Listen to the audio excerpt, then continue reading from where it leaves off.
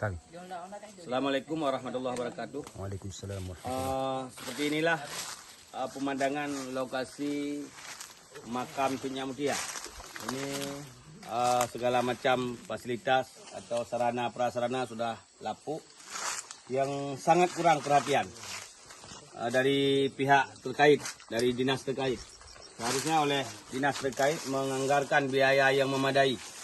Ini saya dengar cuma berapa digaji kepada pihak yang mengurus ini, cuma yang tidak layak, gaji yang tidak layak.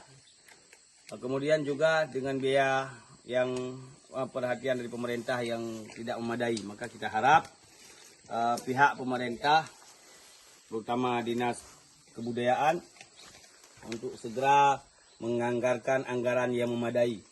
Khususnya pihak dinas kebudayaan Aceh Utara dan juga Aceh menganggarkan biaya yang memadai untuk rehab segala macam fasilitas, segala macam sarana, baik MCK dan segala macam, agar tidak menjadi kayu yang tua atau menjadi lapuk. Nah, sekian. Assalamualaikum warahmatullahi wabarakatuh. Waalaikumsalam warahmatullahi.